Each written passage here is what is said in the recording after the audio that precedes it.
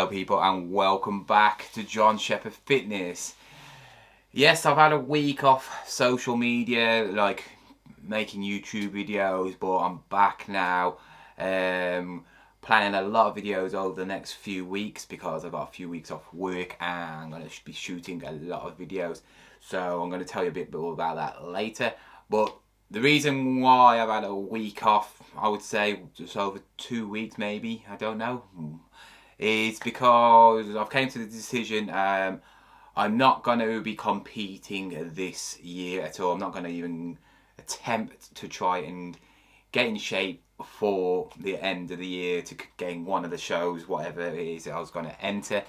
And the reasons is because I just do not feel comfortable with myself. I haven't got the motivation to compete.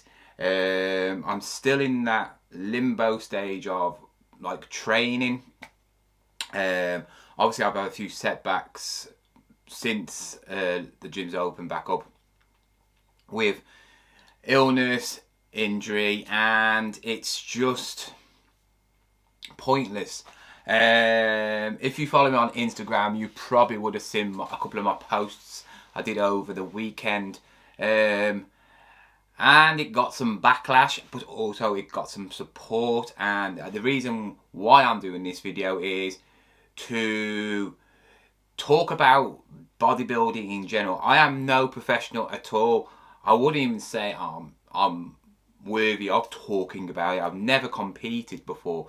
But just because you haven't done something, it doesn't mean you're not interested in it. It doesn't mean that you know stuff about it. You know, I'm not a professional footballer, you know, but you know, I know a lot about football, you know, so why couldn't I know the same about bodybuilding? Over the last week or so, we've seen a lot of famous celebrity YouTubers, fitness YouTubers like Brandon Arning, Josh Bridgham, TM Cycles, and so on, competing. And the well-known ones, I gotta say, yes, you have put your A game on and you do look great. You've done what you wanted. Congratulations to them all for winning their actual shows. And yeah, there's nothing wrong about that. But the reason why I'm not competing this year is because I want to compete in a field that I think is worthy of competing in. I think this year has been a very mixed year for people going to the gym. I know a lot of people would have lost a lot of muscle mass, a lot of gains, or had to completely switch around their training program to maintain what they've got. And unless you're, like I say, one of these people who are got access to a great gym, you know, even though they're not professionals, pros, it does not make any difference. This is nothing to do about pros, because a pro can actually train in the gym because they're actually qualified and actually as named as a professional in that sport. So, you know, people who compete in the Olympias and so on, they are allowed access to the gyms all through lockdown. I remember when Ryan Terry was going on about it and talking about the Olympia, that he's allowed to go in the gym because a lot of people were slating him, saying, why are you in a gym? You know, it's not fair, you can go to a gym. And he just said, well, I'm a professional. I'm really talking about people who are amateurs or people wanting to progress in bodybuilding. And be all fairness, people who have competed this year, I think it was wrong to compete. I have been wanting to compete since last year at Body Power, and obviously lockdown came when I was 8 weeks out, and since then my training has been all over the place. My eating's been all over the place. It's just been I don't know what's happened. Obviously some people have the luxury of just training and just doing that as a living. You know, they have either a stable financial status and they can train and work, or they have a very nice, I would say, job where their routine is very, very similar, day in, day out. But other people don't. Other people have not got the money to buy the equipment. People have not got the leisure of just training when they want to, eating when they want to. Some people have to train around their work, their life. Not everybody has such an easy life to train. And I want to touch on this subject because obviously none of that makes any difference. If you want to compete in a actual bodybuilding competition, you have to devote yourself just for that competition. Everything else has to be second best. And with all that's happened and all the time off at the gym, I just didn't see the point. I was kidding myself, thinking I'm gonna compete. But then I thought, am I in a better position this year when the gyms open up than I was last year when I was going to the gym regularly? I was on a proper diet. I was doing everything to schedule, and I can't say I did, because it was absolutely completely the opposite. I would have been kidding myself if I thought I was ready to go and compete against other people.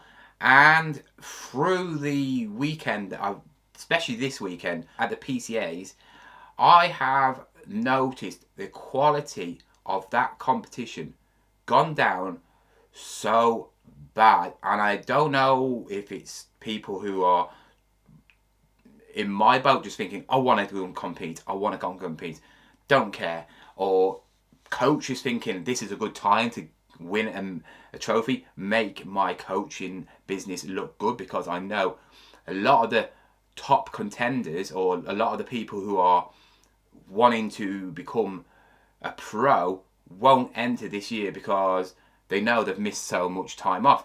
I haven't got a clue. I know some people have entered and got pro cards. I know some people have entered and they are absolutely in awesome condition. But when I posted these things on Instagram, I got 50-50 in people saying it's all about the person. They just want to enter for themselves, and it should be up to them.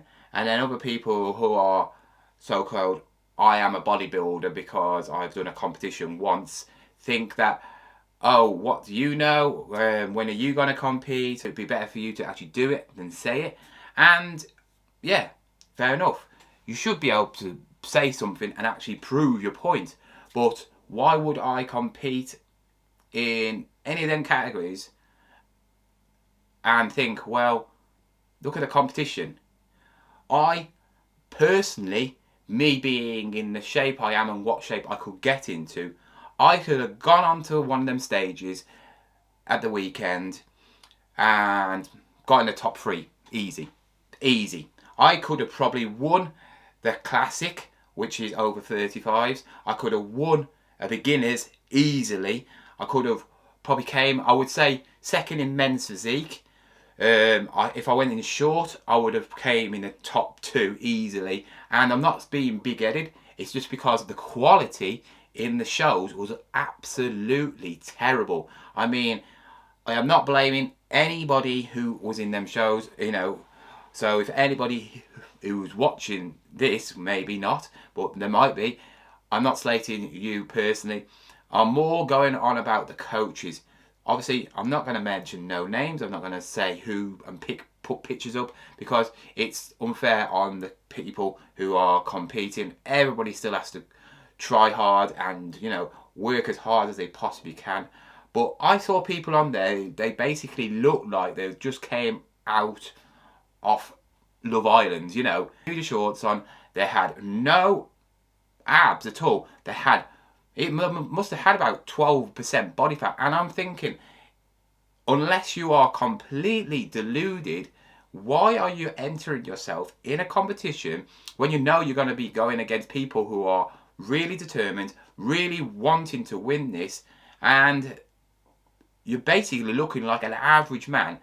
I mean, some of the people had no muscle mass. Some of them were skinny fat. Some of them had no definition on them at all. I mean, I saw 2 people, one in the over 35s, I think he's doing classic bodybuilding, and I was thinking, well, being over 35, if you've been training for a long time, you should have some good development of muscle.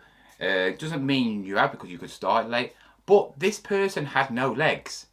The whole reason of going in a classic bodybuilding competition is to show off the hard work you've put in your legs. I've never said that I want to go in classic bodybuilding, but my legs were better than his. Now, there was not one bit of muscle on his legs. And I was thinking, oh my God, this is embarrassing. If I actually ran that show, I would be thinking, this is embarrassing. This is not a good publicity event to show bodybuilding in England.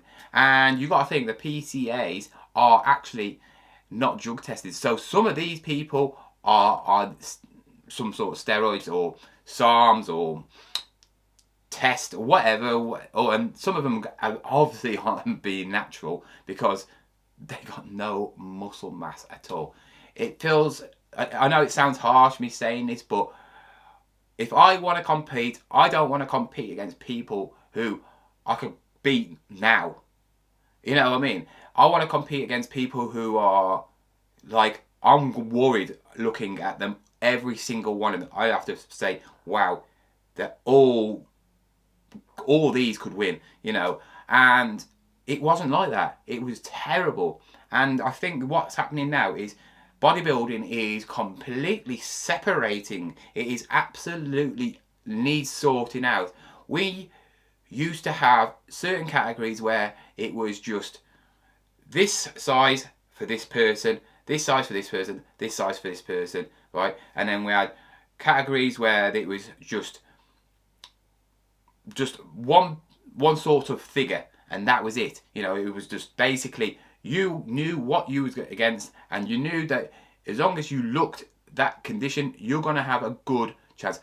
For instance, men's physique. Men's physique has gone from a person who looks achievable and a normal person who could actually get like that now are hitting basically 200 pounds, not far off, right? Shredded, like all the ones that are in the Olympia. I mean, Ryan Terry is tiny compared to the winners in Olympia, and he is big. If you've never met him, he is actually big, you know, and he's a men's physique. So it's just absolutely stupid. It's just absolutely wrong how I understand, like, the big boys, you know, when you're competing in the Olympias and you're like, you know, you want to compete against somebody like Phil Heath.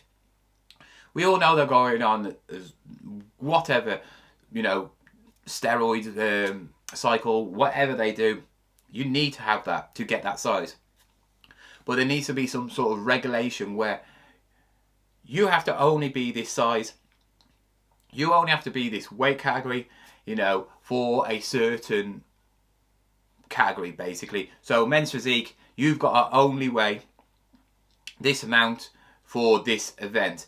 They do it in some bodybuilding competitions where I know you have to be under a certain weight, but it seems like there are so many different competitions. You could win a competition where you look absolutely awesome and then go in a different competition and you just got to come last because the categories are just completely different, and it needs to be all sorted out. I think what I didn't really want to go into is because I was this close to next week competing a form to actually go in an event in September, October, and this weekend just put me off. I mean, I always watch the events, you know, your two bros and all that, you know, when it's on Instagram. I'm not going to pay for it, but, you know, because they put the physiques up anyway. And I was like, wow, this is shocking. You know what I mean? And I'm saying it's shocking because you've got these people who are trying the hardest. They've either paid for somebody to coach them, and the coach is letting them go on stage looking like that. I would never ever let anybody who I coach to go on stage like that, ever, because I would be embarrassed for not them, but for myself. Because if I'm thinking this, and I'm not a professional, what do you think the people in the audience think, on social media think? And do they actually think themselves that they look good? Yes, obviously, if they've lost like 5 stone and they've gone on stage and they're just, looking a bit toned, brilliant. I understand people like that. It's the first show. The only category that I saw that was all round good was actually first time beginners. I think it was bodybuilding. I don't know which one. I think it was a first timers event, which they all was really good. It wasn't a men's physique. It was a classic bodybuilding one, and they all looked good. They wasn't big, but they all came in good condition, and that's the one thing. It doesn't matter if you're not the biggest. It matters about the condition. The condition is, I would say, number one key. If you're going to go into a competition, you got to make sure that you are basically shredded, because if you're not, you haven't dieted long enough. And if you are coaching yourself and doing that, then you need to get a coach. If you've got a coach and he's letting you go on stage like that, then he needs to be sacked, because he is not looking after you. He's just taking your money. I know this is a bit of a heated subject, and probably some bodybuilder be like, oh yeah, what do you know? I don't know everything, but I know what I see. And if you are thinking that it's fine for people to compete when they don't have no muscle mass, or they are not even under 10% fat, because you need to be under 10% fat to get into a bodybuilding competition and look good. It's just shocking, and that is the reason why I'm not competing this year, because one, I'm not ready myself. If I went into a competition in like end of the year, I would be contradicting myself in this video. I would be like one of them, and I don't want to be like one of them. I don't want to be one of them people and then somebody like me looking at them going, look, why are you even competing? Look at you. Not because I haven't got no muscle mass, because I got muscle mass. Not because I can't get shredded. No. But I don't want to go on there and look completely out of my league against somebody else. Of course, I'm not going to go and compete with the people that I know I'm out the league with. You've got to have some realistic expectations.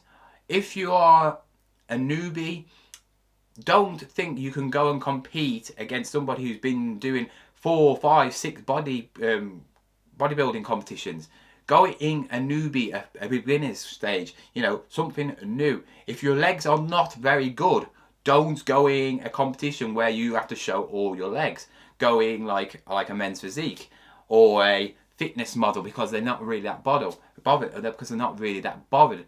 You need to really think about it. I am still thinking, could I get in a first timers in like classic bodybuilding or a men's physique? I don't know, because I have not got that shredded to find out what I like. Because obviously classic physique is very similar, I would say, to men's physique. In classic physique is it looks good with your tapered waist. You still got to have your thin waistline, but obviously then you have to have more developed legs, where men's physique you don't need legs. You don't need legs. Basically, it's all about the top half, being all symmetrical and basically looking pretty on stage. So I don't know yet. I really do not know what I'm going to do. I have not got one bit of a clue, but I am definitely not going in any competitions this year. I have tried, and I have said to myself, now I am not going in. I've been to the gym and I see certain results, and then I feel like, nah, because what is the point, right? I've missed out months. I don't know how many months. Comment down below, how many months have we all been out of the gym? It must be over 6 or 7 months. And if you think you are a person who has missed 6 months of training and can compete this year, you are absolutely stupid. If you've been training, you've had a gym, or you've got a half decent setup, then fair enough. You can say, yeah, I was training. But if you've done no training at all, and I'm talking about you're not just not doing press ups and sit ups, because that's not training. If you've not been doing the stuff what you did in the gym, you can't compete. You cannot compete, because that 6 months is massive. You can't tell an athlete, like a sprinter, to have 6 months off training and then go and compete in a running race. He would get absolutely thrashed, because he's just not been training. So don't say you could do it as a bodybuilder. Anyway, enough of my rant. I hope you did enjoy this video. I had to get it off my chest. This is just driving me crazy, you know. Congratulations to the people who did compete, you know, but the ones who I would say are not good enough or wasn't ready to go in bodybuilding competitions this year, take a year out, maybe 2, and completely think about what you actually want to do. Do you actually want to compete in that category? Do you need somebody to actually coach you properly? Because if you had a coach and you was in that competition, you need to get rid of that coach completely straight away, because they was not looking after number 1, and that is you. Anyway, hope you enjoyed this. If you did, please give me a massive thumbs up, and give me a thumbs down if you want to. If you hated it, it doesn't make any difference to me, because I don't really care. And I will see you next time with another video. Goodbye.